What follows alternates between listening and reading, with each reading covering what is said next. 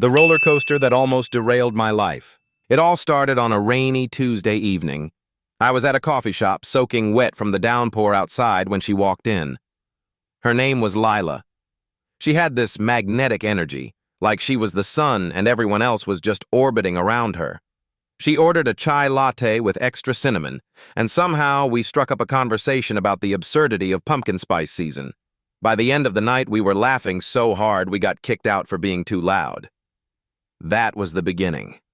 And honestly, it felt like the beginning of something magical.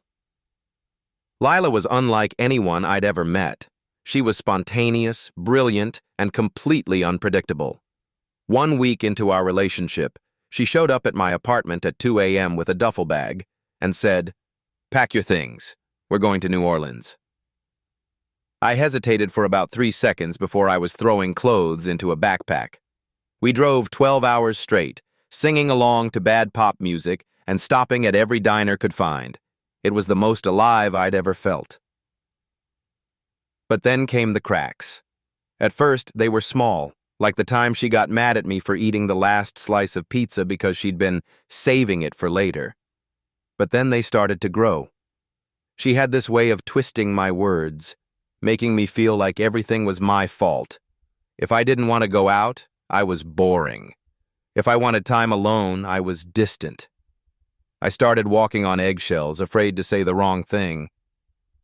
One night, after a particularly brutal argument, she vanished. No calls, no texts, just gone. I was frantic, calling her friends, driving around the city looking for her. Finally, at 3 a.m., she texted me, "I needed space. Don't worry about me." I was furious, but also relieved. That relief quickly turned to dread when she showed up at my door the next morning with a bouquet of flowers and a handwritten apology letter. She had this way of making me forget how hurt I'd been. The cycle continued for months. We'd have these incredible road trips, late-night dance parties, deep conversations about life and love. But then we'd plummet into these terrifying lows, arguments that lasted hours, accusations that came out of, moments where I felt like I was losing myself completely. I kept telling myself it was worth it because of how much I loved her. But love shouldn't feel like a battlefield, right? The breaking point came on her birthday. I planned this elaborate surprise, a weekend getaway to a cabin in the mountains, complete with a homemade cake and her favorite bottle of wine. But when we got there, she was furious. "Why would you plan this without asking me?" she yelled. "I hate the mountains." I was stunned.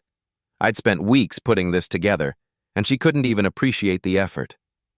That's when it hit me. No matter what I did, it would never be enough. The next day, I told her it was over. She cried, begged, promised to change. But I knew it was a promise she couldn't keep. I'd seen this pattern too many times to believe anything different. Walking away was one of the hardest things I've ever done, but it was also the most necessary.